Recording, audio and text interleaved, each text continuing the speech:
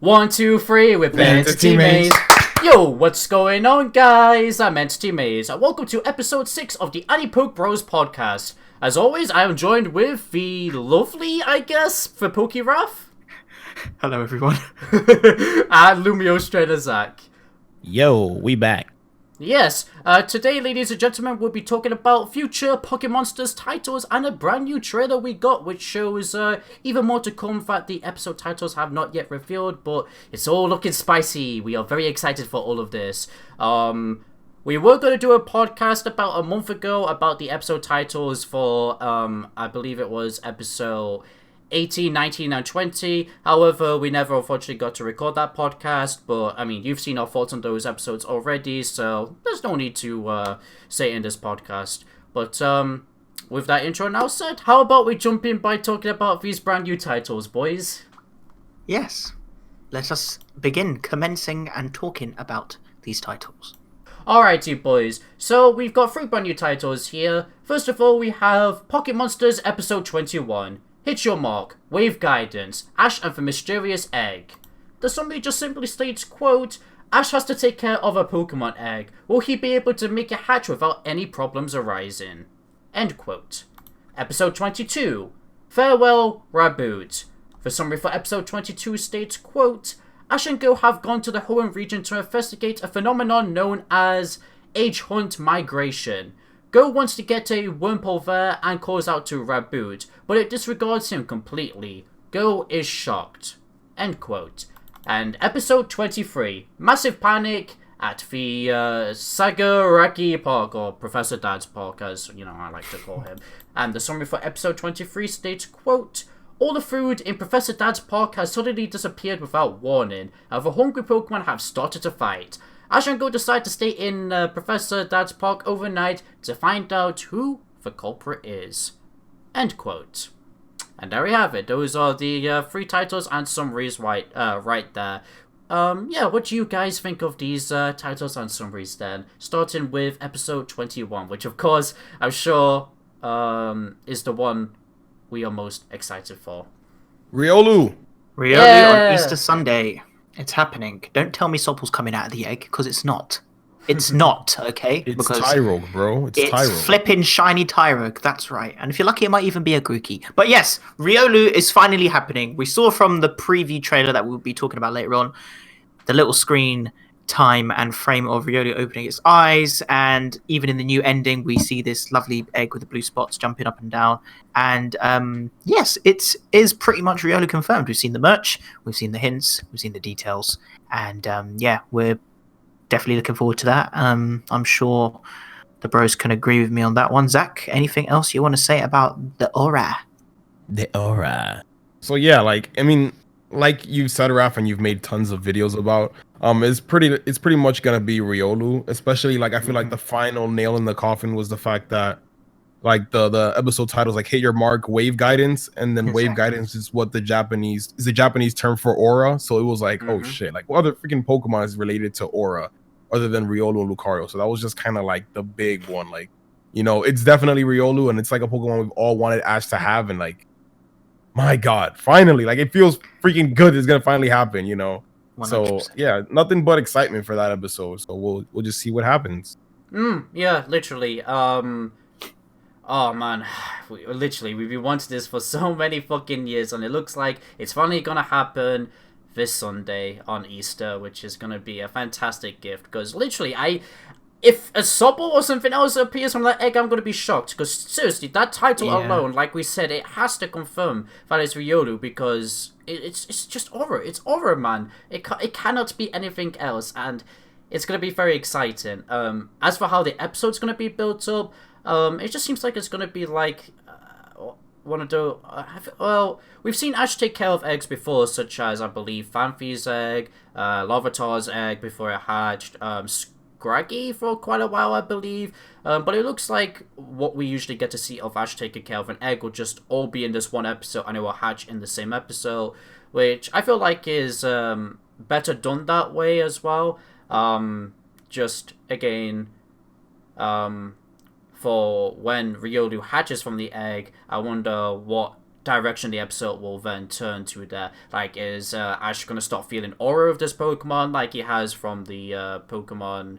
What movie number was it? It was the Cory on the Mystery of Mew. 8. And 8. Okay, thank you. And the Diamond and Pearl episodes. Like, I'm very curious to see if aura will get mentioned there of Ash having it, and what kind of we need to exactly the relation, literally. Yeah, the relationship they'll have as well. I'm very intrigued to see that. But I'm pretty sure it will all be handled excellently, because as of recently, and I'm pretty sure you two can agree with this as well, Pocket Monsters has been fucking great. It's been fantastic. Like, whew, to think I was like about it at first, but now it's like, oh, we're getting into the real meat. Ooh, yeah, man. But literally. The real potato. So who do you think? Who do you think's? How do you think the egg will appear though? Who do you think someone will give the egg to Ash? Cynthia, like those leaks said. Yeah. Oh my god. Oh my god. I mean, I think that is it? I don't know. Isn't it like a Nurse Joy or something? I think.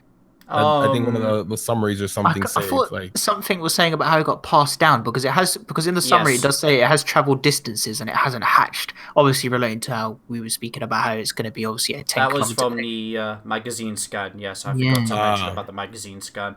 Yeah, it's been like passed down from trainer to trainer, and I've saw a pretty cool theory on Twitter to also suggest it's Riolu. Is the fact that the reason why it hasn't hatched yet is because it hasn't felt an aura with somebody, maybe, which could make sense. And of course, we know our boy Ash has aura, so of course it would hatch for our boy Ash.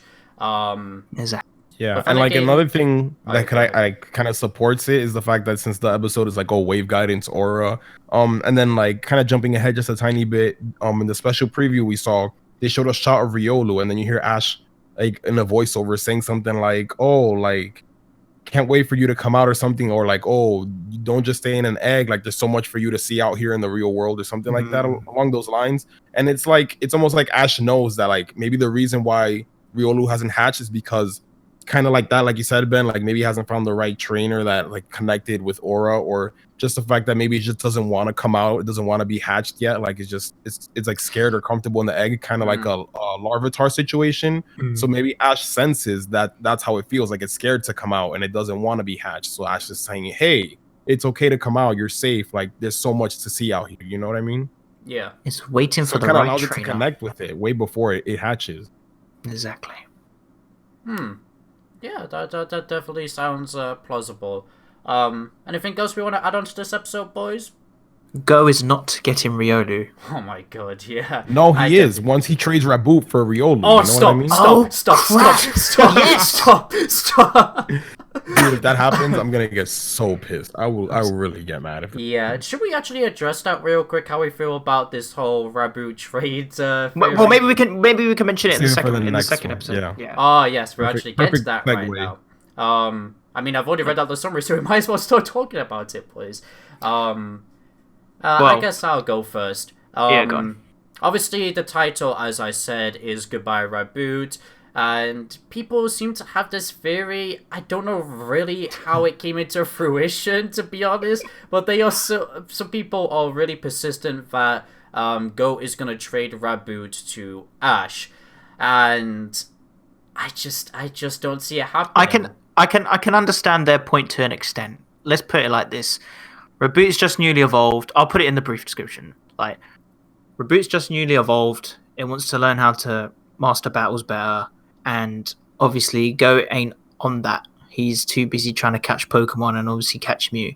But this is where obviously the whole title itself, summary, and even the new screenshots from the preview trailer, we see Go and Rabbifoot training in like intense rain. And of course, that's probably going to be a really big episode focusing on character development for both of them. It might be in a sense where it starts to like control its sort of like, what's the word?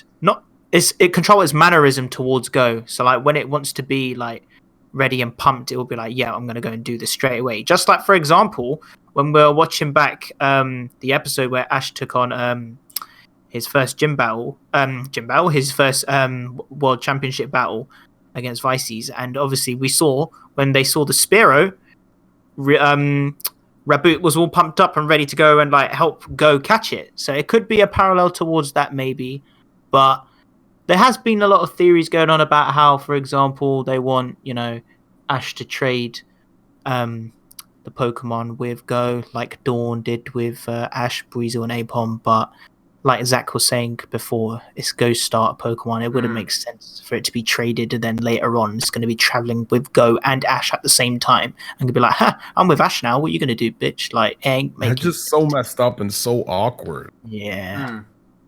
Like, sure, some people may do that in the games, but this is the anime we're talking about. Everyone has such a close relationship with their partner Pokemon. Like, I don't know, Lana and Primarina, for example, Dawn and Piplup, they would never trade those Pokemon away. Even if they started having issues, they would overcome it together. That's the whole point of the anime. Sure, again, we've had that Breezel and Apom episode, but they once started Pokemon, and they still obviously were friends afterwards. They still interacted with each other because they were traveling. With their trainers together, but yeah, this is a starter Pokemon. Like their main character Pokemon, it's one that's exclusive for Go. If Ash were to get it from a trade, then like what the hell does Go have left? Because Raboot's his main one. He's always with Raboot. He's got that Pidgey. Rotation. The other members are in rotation. They don't get shine. They don't get that as much development. So it's like, who's gonna be his Pokemon by his side? Nobody. What the heck? Yeah. Riolu? Oh my god. Honestly, it's just kind of just an episode that seems like it's gonna strengthen their relationship. It's just gonna be something that they go through, but it's gonna make them better off in the long run and maybe help further whatever goal they might try to pursue alongside trying to catch every single Pokemon. So it's like farewell Raboot, goodbye Raboot, but it's like maybe he disobeys Go, he tries to go on his own way, but then like Go is gonna use that to like kind of like see what's going on and finally maybe make him obey him and then just work things out in the end. Because then like we saw the clip in the special preview, they were like training and stuff. So it's not like he's gonna like evolve. Or maybe I don't know, but hopefully he doesn't. Hopefully but not. I bloody hope not. I hope he doesn't. But it's like I don't think he's gonna leave or Ash is gonna get it because that's just really bad, right? It's a clickbait title, pretty much, like Goodbye Pikachu, Yeah. for example. Yeah. Oh yes, definitely. And goodbye Greninja. Oh wait. You wish. But yeah, I mean, if this does end up being right at the end of the day, I mean, we'll eat our own words, I guess. But as of right now, we just don't see that happening because of the reasons we've stated. But with that theory aside, as for the actual episode, yeah, it looks like it could be very intriguing to me personally, because the end of episode 17 definitely left me wanting more from Go and Raboot's relationship. I'm very curious to see how they'll overcome their differences.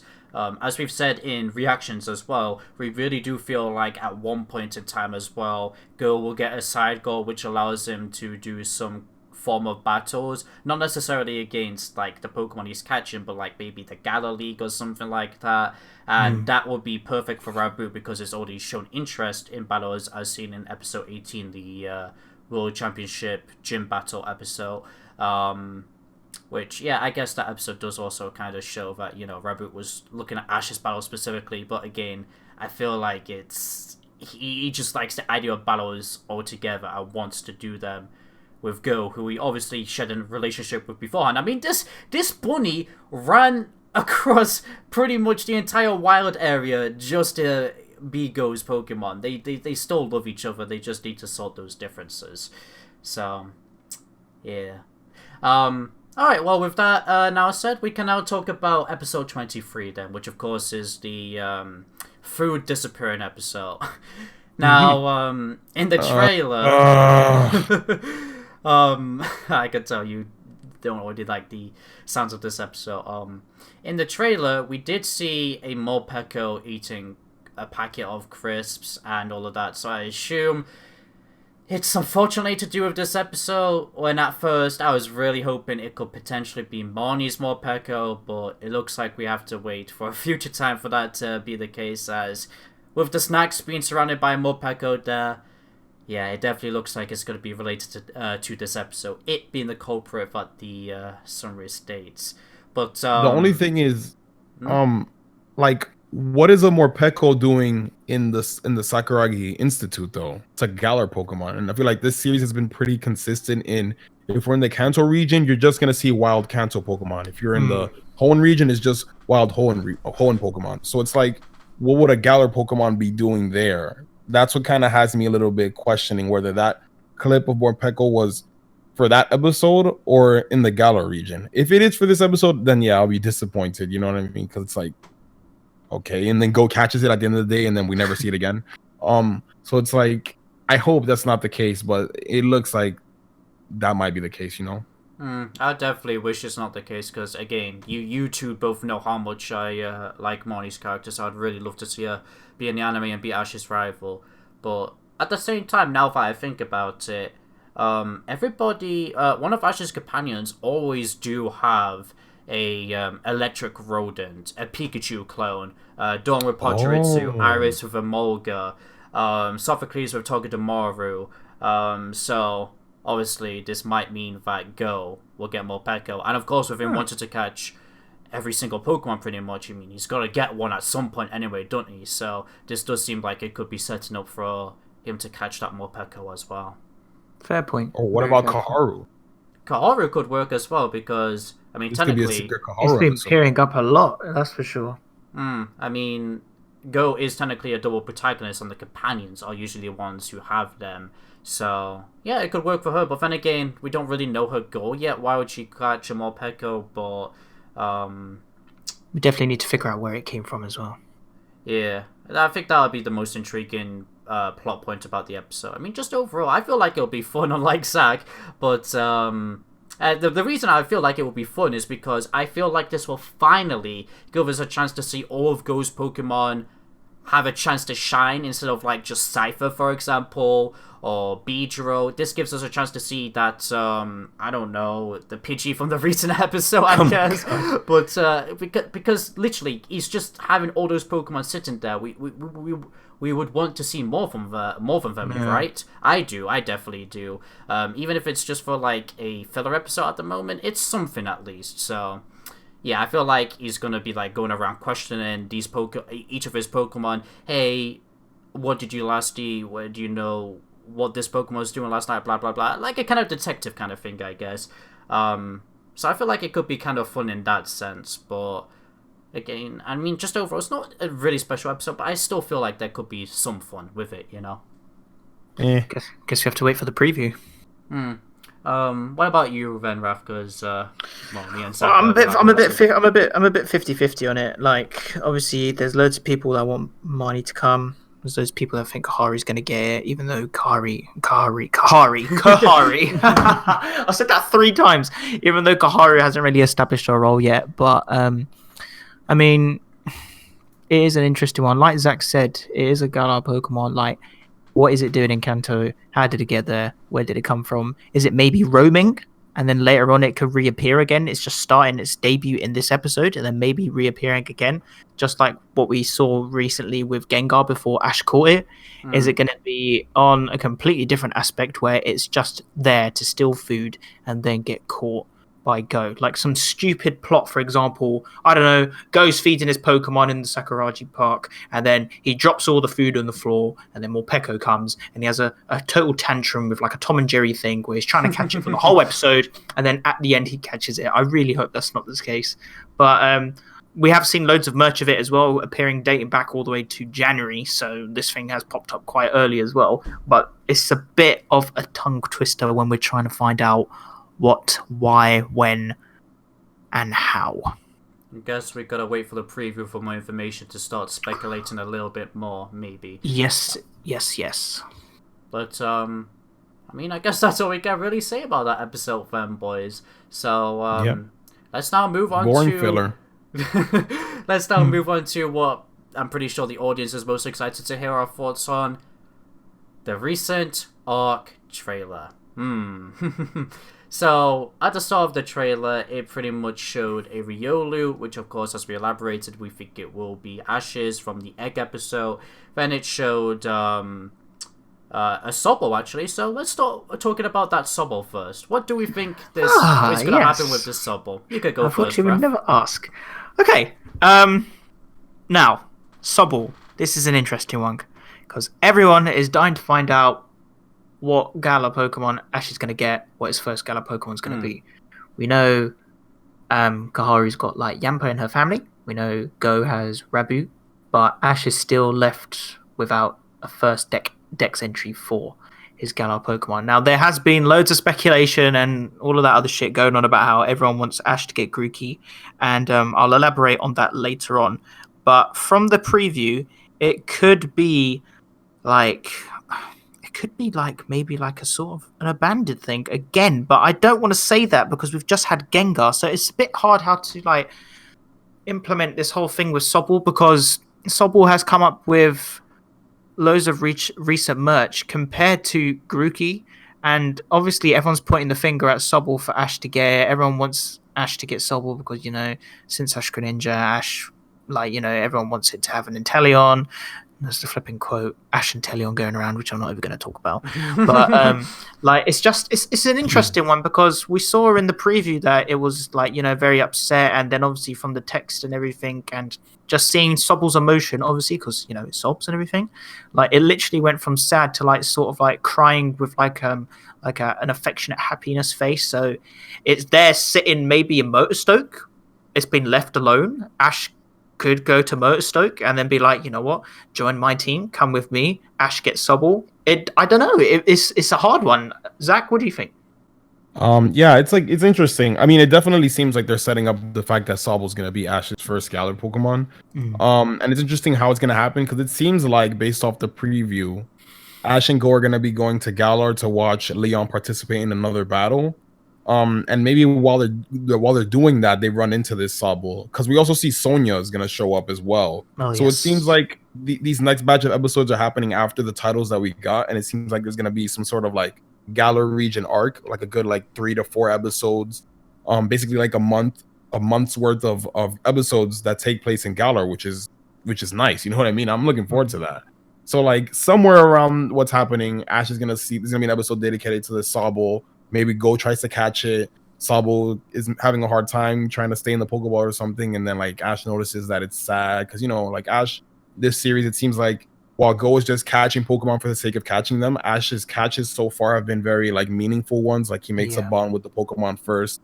We know with Dragonite, he helped it learn how to fly as a Dragonair. Gengar, he was there after he found out his trainer abandoned it. We see this kind of happening with the Egg and Riolu. And now Sobble just seems like another one. And it's such an obvious thing looking back at it. I mean, people kind of predicted this would be the case from the beginning, but it's like, oh, Sobble's like the sobbing Pokemon. He cries, he's always sad. So Ash would be like the one where he has an arc helping it gain confidence and become a good battler. And it seems like this is where it's going to go. Very, very true. I believe Ash and Serena did say on Twitter that I'll show the tweet on screen if I remember correctly, but I swear Ash was saying something to this Sobble in this preview that he wants to help it out. So that's why I definitely do feel like it will be his first Galar Pokemon. And I feel like, I mean, sure, the Torkoal thing was a gag with its crying thing, but I feel like this could be something done better than Torkoal. This is his actual concept. Like, it's known as the sobbing Pokemon. It is known to cry and be, you know, scared at situations. So it could have had a backstory where something happened where, I don't know, it was with a trainer, or it could be like where it was in a situation and it ended up getting scared and now it's lost its confidence. Typical Ash, I'm gonna help you, and then before you know it, you're gonna be on my team. I just hope it isn't something to do with trainer abandonment, though, because again, we have had Gengar, and then we have the Riolu Egg getting passed down from trainer to trainer. So I hope it's like, I don't know, something happened to it in the wild or something like that, instead of it being related to a trainer, because it would be getting a bit tiresome seeing, you know, all of it just be abandoned Pokemon he's got on his team. But yeah. It's going to be interesting to find out, definitely. Yes. So the next Pokemon we saw in this trailer was Morpeko, but we've already discussed what we feel like that might be relating to. But this is where we get introduced to the Galar characters, starting with Raihan, the Dragon Boy. Well, obviously we know there's history between him and Leon. This guy's obviously got pack of strong Pokemon. He's the strongest. Oh my god, I'm sorry, Ralph, I'm sorry to cut you off. It just like clicked in my head. But it makes so much sense because they hinted at this because when we got to Galar the second time, and Lance was talking about how his uniform is inspired by like the Galar's Dragon Gym uniform. And wow, the next Galar character is Raihan. Oh my god, that's I'm sorry, just go on. The foreshadowing kicks into play now. Wow, that's awesome. And now it's him versus Leon, literally. Oh, I said literally again. But yeah, it's literally, flipping out. It's to do with the rivalry between them two. And as you can see, obviously, strongest gym leader in Galar is going to be taking on the champion. I think we saw a frame of Gigantamax Charizard versus a Pokemon. I couldn't tell from the angle if it was Duraludon, most likely. It was like his leg. I think his foot. Yeah. It was really Gigantamax. It had the red aura. Oh, yes, because I remember there was another frame where Raihan threw the Pokeball. That's true. But it's going to be interesting. It could be just maybe a preview for, like, maybe this is what they were talking about. You know, the next battle that Ash and Go we're going to see Leon take part in, which is this one. And then, it's just going to have to find out, really. I don't know what else to say because we don't really know too much about it. Remember the start of the Sword and Shield games? Leon was actually having a battle with Raihan, so I feel like that's going to happen in the anime right here. Especially because, as later seen in the trailer, which we'll discuss about this later as well, Raihan was revealed to be one of the top 8 trainers in the world. So it looks like he is, judging by the preview, I feel like he is wanted to try and take that number 1 spot away from Leon, but of course he will fail to further prove that Leon is the strongest trainer in the world, and much like how Leon keeps defeating him, as mentioned in the Pokemon games. That's pretty much it. Like, it seems like, so as we know, this series, it's like not doing the traditional Pokemon thing where it's basing everything off the games, and they're trying to do everything, like every single region. But it looks like what they did is they took the Sword and Shield story and they kind of twisting it to make it fit with this new anime. So in the games, you know, Leon is the unbeatable champion. Your goal is to beat the champion of Galar. So what they did for Raihan was basically make him the same thing, Leon's rival, but this time just in the world championships. He's gonna keep trying to face him, same as like in the games. He's like almost the second best trainer in the game or something like that. He's just like pretty close when it comes to the world championship. So like probably I can see Ash maybe battling him later on. And it's like I love the fact that they're bringing him here is because like they're like further developing the world championships and everything that's going on. We should have seen this coming, kind of like going back to what I said to Raph, the point where like they kind of had him already by using Lance to talk about his uniform. And also like in merchandising scan, Duraludon has been showing up a lot, but nobody's really mentioned anything. And like now it makes sense. Like in my head, I'm like, why is he showing up? And like maybe we're gonna see him, and then wow, here it is. I mean, sure, it's not as big of a deal as Riolu and Lucario, but it's like that's another hint that dude, the merchandising really be leaking stuff, and it makes total sense. So we're gonna see that. And like, I have here in my notes that basically it feels like the series intro is over. Like they're finally done with like introducing the whole series and what it's all about, and now they're getting into like the real shit. It's been a very slow start for this series. Like everyone has been pointing that out, and you know, with good reason. But it feels like now, especially like after episode 20, it feels like they're done like establishing everything. Like we know who Go is, we know what his goal is, we know who Ash is, we know what his goal is. And now that we've gotten all the introductory stuff out of the way, now they're really like going into it. Like Ash has already won a couple normal rank battles, and he's really close to going up to the Great Ball rank. So maybe this is like another episode that's gonna like further develop the championships. They're gonna explain more of the way it works, the top 8 they show off and stuff like that, and like it's just gonna be like even more awesome stuff. And like I said, it looks like we're getting a whole arc dedicated to like the Galar region. So it's like now we're getting into the real shit, man, and I'm excited for it. Oh, definitely. Big mood. Do you guys think it'll be if we really do believe that this will be a Leon versus Raihan battle, much like in the games, do you think we'll be lucky enough to get it as a full episode as Lance versus Leon, or do you think it'll be a short battle? It could be a full episode, honestly, because they did that with Lance versus Leon, just to show off how strong Leon is again. I mean, even though we know it, but I'm glad that we're getting more Leon. I was a bit worried that it was gonna be like we see Leon in that one episode just inspire Ash, and we don't see him until the very end when Ash gets to face him, but it's like good. It's like just hammering down that Leon is a threat. He beats Lance. People might be like, oh, no big deal. If they keep showing him beating trainers, maybe a couple months down the line, we're gonna see Leon defeating another one of the top 8 trainers again. Like, it's just something that's just gonna keep motivating Ash, but just keep also showing that presence and, you know, how strong he really is. Like, it's like that's Ash's goal, but it's gonna be a tough one. You know what I mean? Definitely. And then eventually he might even go against these same trainers that Leon defeated himself, and he would be a bit scared of them because he's already seen their power. But of course, find a way, and then you eventually get to Leon. Yeah, I do really hope it is a full episode. That would be so fantastic, especially if we get to see another Dynamax. Oh, we definitely would see another Dynamax section because of, you know, Raihan throwing out the Dynamax board there. Meaning we could potentially see Gigantamax, I can never say the Pokemon's name. Duraludon. Yeah, that would be a perfect showcase for that as well. But yeah, it's looking very hype. The next Galar character we see in the trailer is, well, me and Raph like to call the snack Sonya.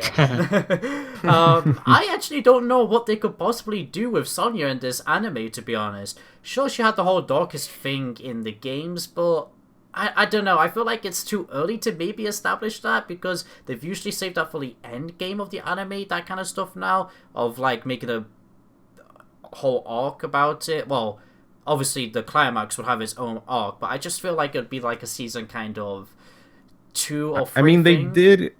they did kind of hint at it by showing off Eternatus. He got like a cameo when when they're on the plane. It could be just planting the seeds. Like, she's there maybe to just I can't speak.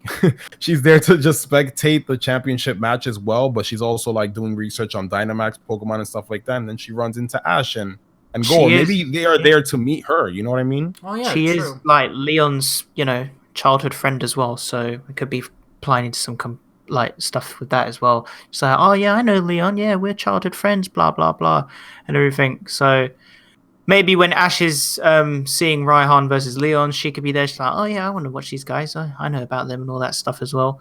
Yeah, and like if you think about it, the first time Ash and Go went to Galar, it was to research Dynamax Pokemon. We even saw like a picture of Professor Magnolia. Or maybe Ash is like, I want to learn more about Dynamax to master Gigantamax Pikachu, and then they reach out to Sonya and they meet her. You know what I mean? And then it's like, hey, we're here to watch Leon participate in the battle. So it's like, it's all connected. Like, that's what I'm really looking forward to, like those Galar episodes. It seems like a very connected little arc, kind of like what we used to get in older Pokemon series, where like kind of one episode leads right into the other and stuff like that, with like big events sort of like this.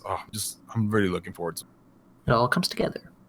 I'm talking about it all coming together. The trailer closes with Korrina. Let's get to business. Where do we even begin with this, boys? All right, cool. So basically, first things first, she's back. This is great. It's good to see, obviously, returning companions and characters like we have been going on about for flipping ages now in this anime.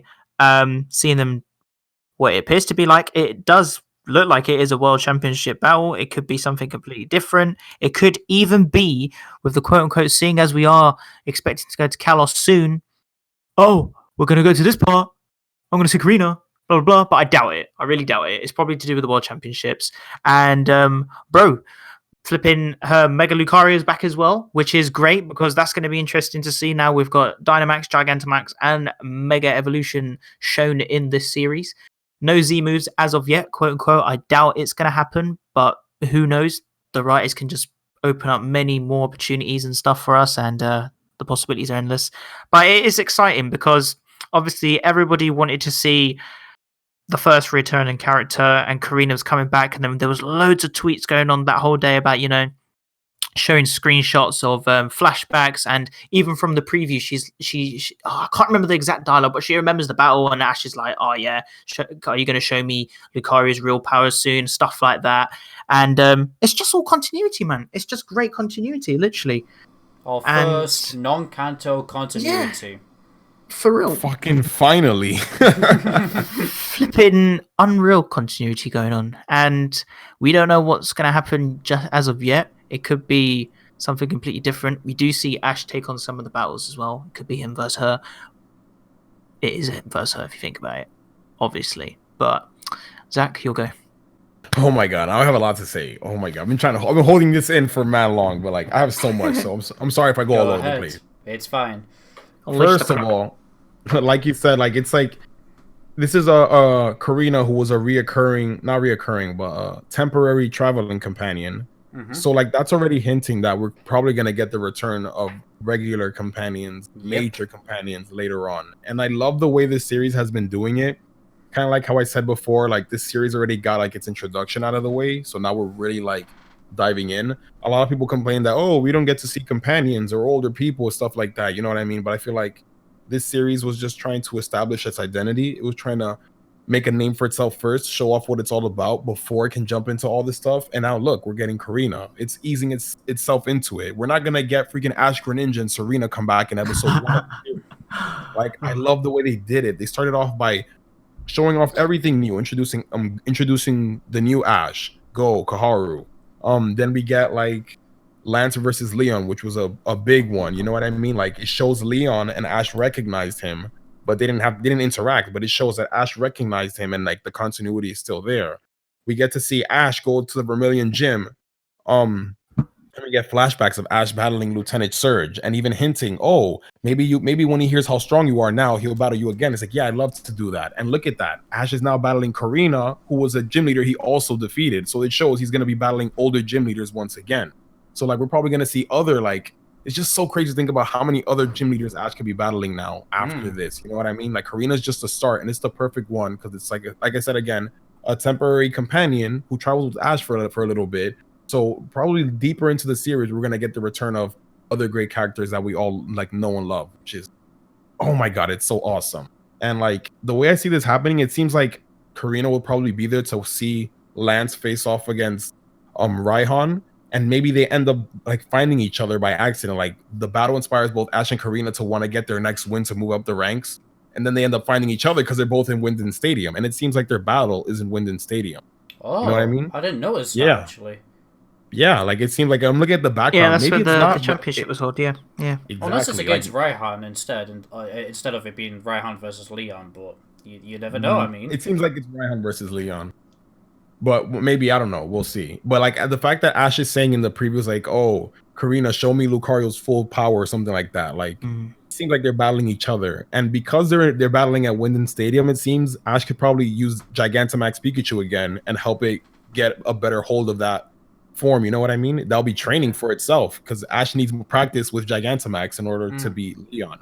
So it could be like Mega Lucario versus Gigantamax Pikachu. Ash is like, all right, Korrina, show me Lucario's full strength. It Mega Evolves, and then Ash is like, all right, we'll show you ours. And then Pikachu Gigantamax. Oh my god. That could be fucking dope. Oh my god. Also, the fact that Korrina is here and she has her Lucario, as we know, this could be an episode that could also develop Ash's Riolu, because we know he's gonna have a Riolu by then. And maybe it won't battle. I doubt it's gonna battle because it's gonna be too weak, but it could be in the stands with Go, and like watching Mega Lucario battle will inspire it. Maybe Korrina gives Ash some tips with how to train a Lucario, and maybe even, this is like going way out there, but could even give him like a Mega Stone for a Lucario and like the Keystone, because she is the Mega Evolution successor. What better person to give Ash a Mega Stone now that he has a Pokemon that is capable of doing it if he wanted to? God. You know what I mean? I mean, like, he always had, obviously, but not on his Kalos team. And, exactly. This series is very fan servicey because it's given Ash all the Pokemon we've ever wanted him to have, and one thing fans really wanted him to have in XY was, of course, Mega Evolution. So it could finally happen in Pocket Monsters with it being this fan servicey, but it would also make sense for his character, of course. Yeah, like it's just, oh my god, it's just so exciting. Like Korrina is just so hyped because it's like we've been getting like flashbacks and little references here and there about continuity, but now it's like a direct, like Ash is actually interacting with an older character. It's like that's like a big one. That's it. Like, after that, like the floodgates are fucking open. Like, can't wait to see Ash battle other gym leaders, like all other awesome, like we're probably gonna see Ash versus Lieutenant Surge because it was hinted at. The fact that, like I mentioned, how Lance mentioning his uniform was a hint to Raihan shows this show knows what it's doing and it knows where it's headed, even though it took a while. So like that line with Lieutenant Surge wouldn't just be a throwaway line. It's probably hinting at Ash's rematch with him and other gym leaders, whoever they may be. You know what I mean? This Viskis or whatever her bloody name is, she's probably going to feed back to Lieutenant Surge, and then before you know it, he's going to be meeting him in the World Championships. Oh yes, that would be very awesome. It's my turn to take him on. Did you have anything else in your notes there, Zach? I mean, aside from that, like, I guess since we have Korrina here, it could all that's like our first, I guess, Kalos representation, whether we go to Kalos or not. So I feel like after Korrina, the only thing that's really left to be represented is Alola. I don't think we've seen any Alola Pokemon yet in theory. Nope. So after that episode, we've seen a background Alola Pokemon, but that's it. But that don't really count. Yeah, that's it. So like after this whole thing is done, like the next like series to be represented after we get, our obligatory Kanto filler is probably Alola. And I'll let you guys or Raphael take the floor for this part. But yeah, my thing is I think we're definitely gonna see Alola after all of this is said. Yes. Alola, where to begin? At the end of the credit scene, we did see, of course, Ash's Dusk Lycanroc. Now, everyone knows that this is the exclusive Dusk Lycanroc form that was given to Ash in the Pokemon Sun and Moon anime. We saw the whole transition of Kukui showing off Rockruff. Rockruff wanted to be better, and then, cut a long story short, blah, blah, blah. Ash got Dusk Lycanroc, aka the Pokemon that won him the Alola League. Now, King. Yes, King indeed. But the real question is, why is it in the ending credits? It's an exclusive special Pokemon, yeah. Why is it there? I mean, what is it going to do? Is it going to be returning? Is it like what, for example, Zach was just talking about now? We're going to be seeing Alola soon. We're going to see a filler. Maybe we might see a flashback of it. Maybe Ash might be like, oh yeah, I remember my Alola days. I had loads of great Pokemon there. I had this one Pokemon that helped me win the blah, blah, blah. But we're not going to be talking about the champion status for now. That's probably going to come later on somehow, somewhere. But it's a big mystery, especially why this exclusive Pokemon was shown. And Ben, what do you think as well about Dust Lycanroc being shown? Because I remember we had a chat about it. And Zach, of course, we all had a chat about it. What do you guys think about this whole concept of Dust Lycanroc being shown just out of the blue next to Grookey and the inevitable Riolu egg? I don't really know, to be honest. It's tricky. It is tricky. Yeah, it was just so random. I remember, when I was in bed watching the trailer, obviously I jumped out of my bed when seeing Morpeko because I thought it was gonna be Bonnie. But after the trailer, I was eventually scrolling through my timeline and I saw this Dusk Lycanroc screenshot with Grookey and the egg, and that's when I jumped out of bed again. I was like, "What the fuck?" Because obviously I'm the biggest Sun and Moon stan here out of the three of us. And just in general, I love Sun and Moon. Never and noticed. I've been wanted to see Alola so much because I love all the characters and Pokemon there so much. But I literally don't know what they're gonna do with Lycanroc there. I mean, it was showcased alongside the egg, and some people have said maybe it could be wanting to looking after this egg, but it don't make sense because it's hatching in the actual episode Ash gets it, so that's kind of out the window. Too soon, yeah. Yeah, so I really don't know, but either way, I am fucking excited because oh, he's such a good doggo. Oh my god, I can't wait to see him. But then eventually we'll go to the actual Alola region, maybe on the. Yeah, I mean, I say that because I feel like maybe it could be transferred to him from Kukui if he wants to use Lycanroc specifically in a World Cup battle in another region. And then eventually towards the end of the series, because I agree with Zach here, Alola seems like a end of Season 1 kind of thing, because it was the latest region we saw before the series began, so it deserves to be the last one shown, of course. And when you go to Alola, it's just impossible to miss for Ash not to say hello to Kukui and all of his Pokemon and all of the recurring characters there because of the slice of life themes. So that would technically make our first returning companions / main characters because Kukui counts as that, Mallow counts as that if we are to see Mallow, which I'm pretty sure we would unless she goes on her own adventure or whatever, but, you know, the whole thing is she wants to make a restaurant. So I definitely feel like that would be an end of season 1 kind of thing, especially because companions, old companions, not temporary companions like Korrina, they usually appear in a new series within the 40s. Misty in Advanced Generation in the 40s, Brock and Misty in the 40s, and Sun and Moon.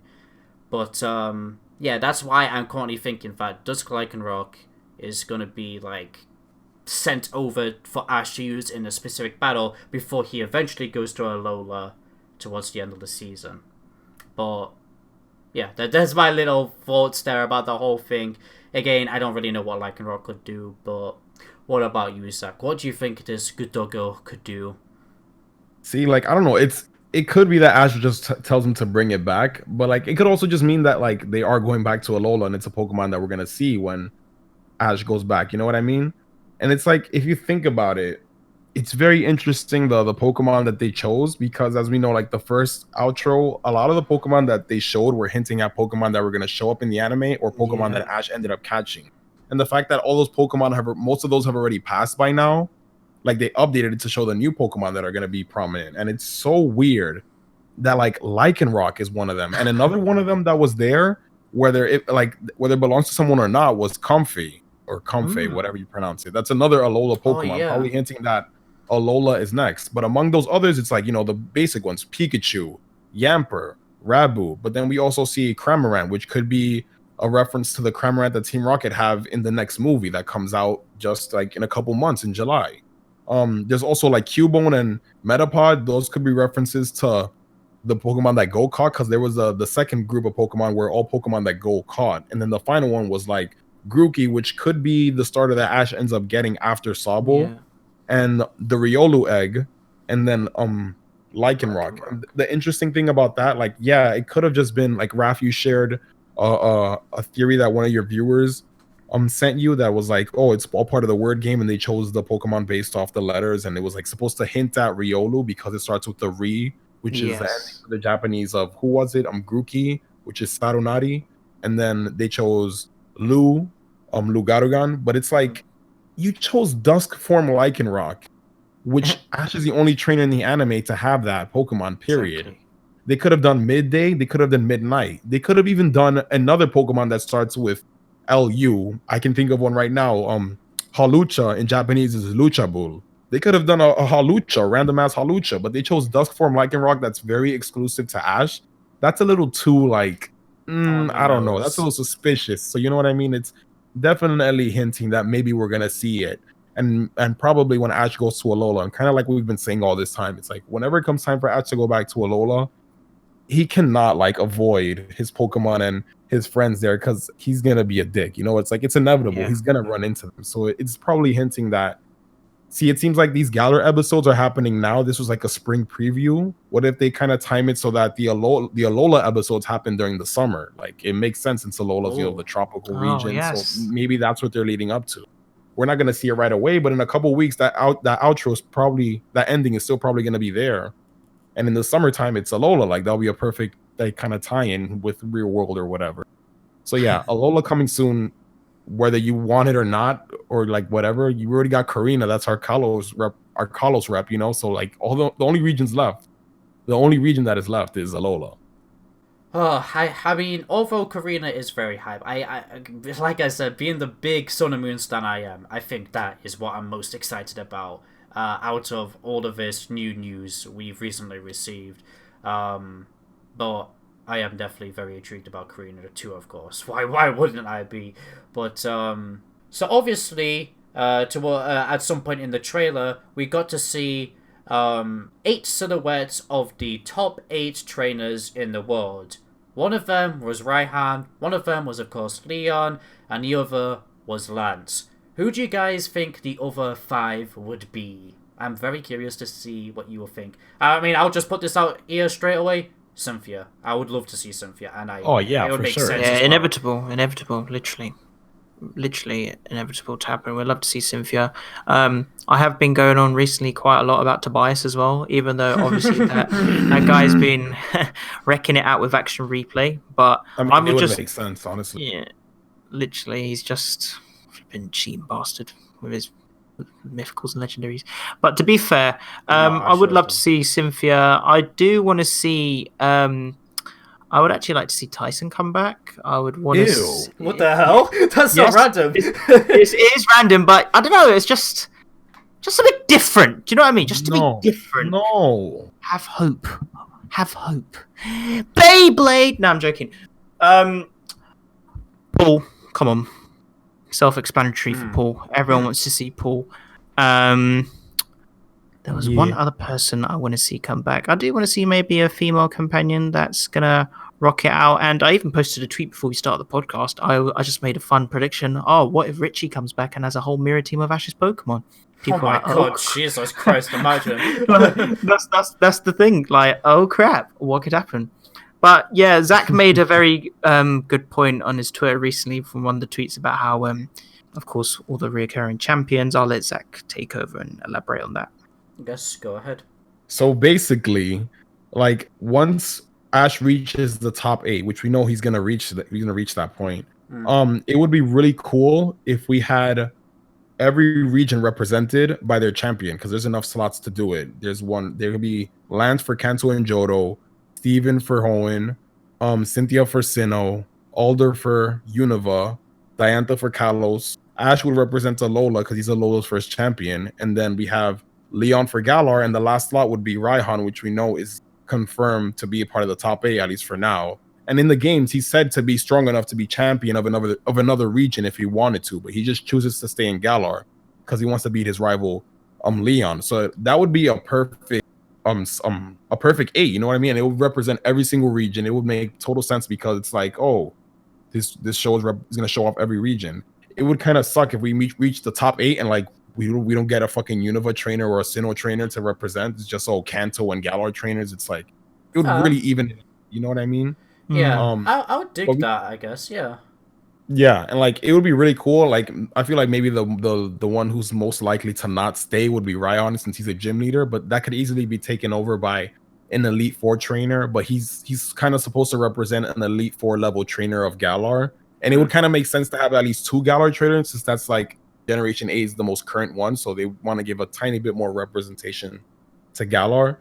But we could also get like Paul, like a lot of people have been saying. It would be really cool. He could definitely be up there, especially since Cynthia was hinting at, she could see Ash and Paul both being at the Champions League, and they could even have Cynthia return and maybe retcon that line and be like, this is what she meant by the Champions League all along. That would be, oh my god, if they did that, that would be cool. It would make it all come together. Obviously, this wasn't the idea from the start, but it would at least finally give some closure to that line that she said.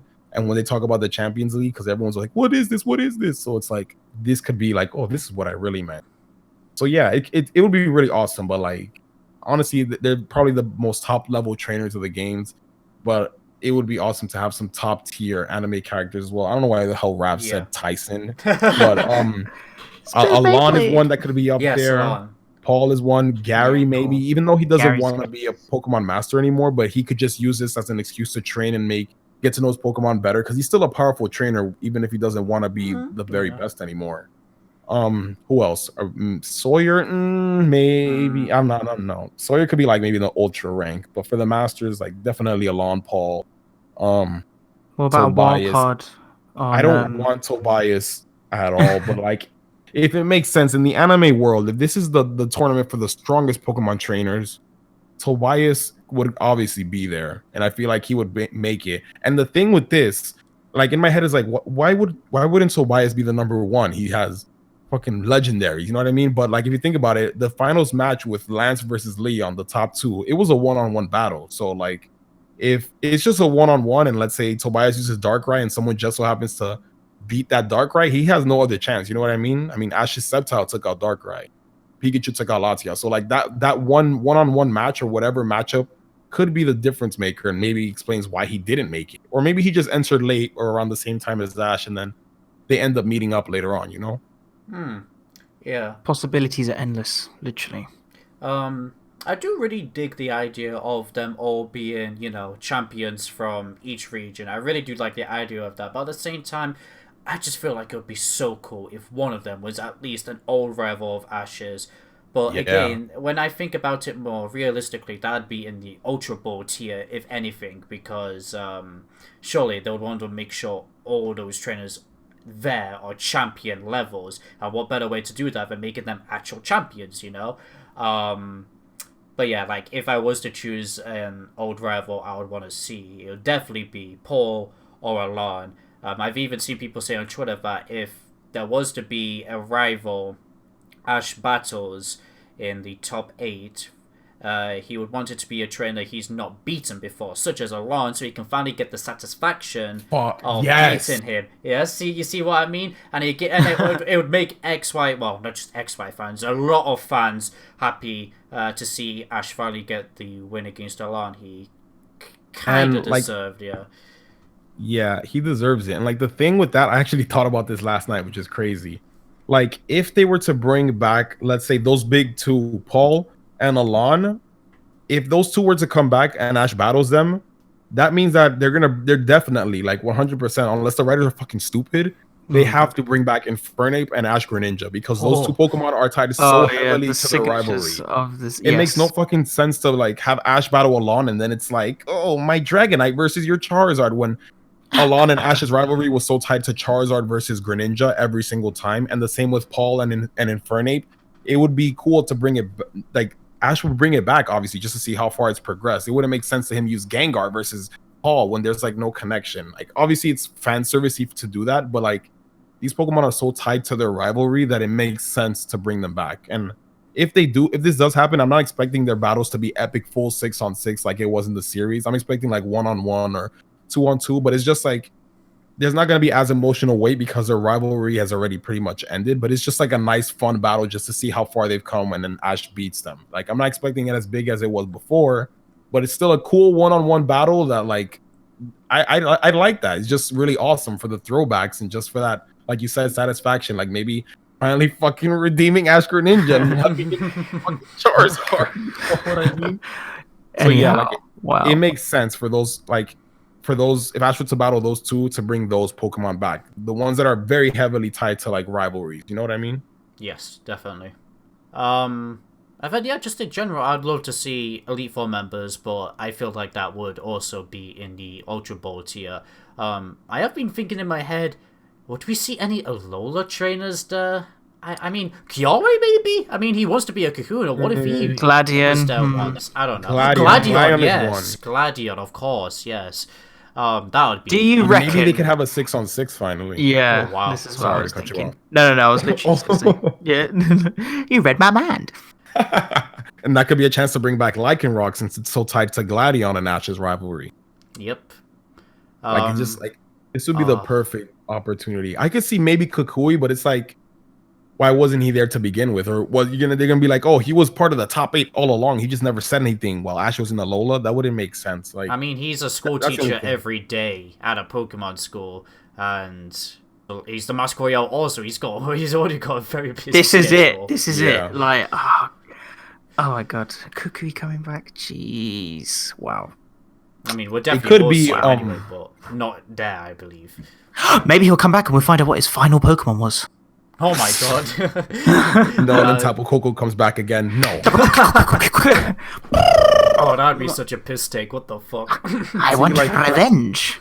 Kind of going back to like what I was saying before, it's like if they do this and have Ash battle old people that he has battled again, especially like major rivals like Paul, Gary, or like Alon, and even like maybe battle Kukui again. I hope they do it right. I hope they don't try to do the thing where like, oh, they want to try to outdo their battles, because all those battles were so good in their own right, and like trying to like outdo them wouldn't really seem right, especially since that's not the main focus of this series anymore. Like, I feel like if they just try to have a nice maybe 1-on-1 battle, people might get mad. 1-on-1 or even 3-on-3 or something like that, just like a nice battle with nice homages, it would do it justice. You know what I mean? Like, I feel like kind of like the whole thing with what we talked about in episode, was it I forgot what number was it. The episode where Ash battled in the Vermilion Gym. They didn't do that thing where it's like, oh, Pikachu beats Raichu, because it's been done to death. Like, they kind of did their own spin. So like, I hope they kind of do something similar. They don't try to like replicate the epicness of Ash versus Paul, but they just try to, you know, do a way.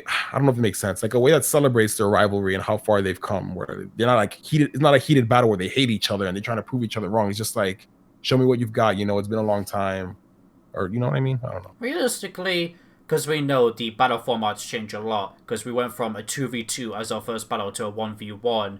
I would expect if some of these rivals would return, that we would get a 1v1 just so, you know, they wouldn't outdo those old battles that made them so special, like you said. I feel like it would be a low number like that, or at least a 3v3 at most. Although yes, a 6v6 would be cool, but still, I feel like, you know, it would be a 3v3 or lower. I feel like a 6v6 would only be acceptable for Ash and Gladion because they never got it. That's the only time where I'm like, okay, you can try to go all out for that one. That's fair. Fair. But even still, you know, if they don't, I'm not mad because I like their battle anyway. Oh yes, we've already spoken about the League hundreds of times on Twitter and on our channels. So yeah. But yeah, that concludes everything I needed to say for that. Anything else you want to add on to that, boys? I'm all good. I'm all Gucci in the hood, as you would say. Bring back Gikoga. So says Gikoga. Well, ladies and gentlemen, I guess that concludes today's podcast. So, yeah, this was a pretty awesome session. And you know what? With that final topic right there, that really reminded me of one of our first podcasts we ever did. Because we were literally talking about how this could be, Ash's goal could relate to the Champions League now. But, you know, it's now the World Championships, which is kind of like it. But, you know, to become the strongest trainer in the world. It's crazy how that turned out. But, yeah. If you did enjoy this video, ladies and gentlemen, then as always, do please be sure to consider leaving a like, a share, and if you're new here, subscribe to all of our channels along with those bell icons to stay on loop with anything Pokemon anime related. Thank you for watching, everybody. This is Entity Maze for PokeRaph and Lumio's Trainer Zach. Signing out. 1, 2, 3 with the Entity Maze.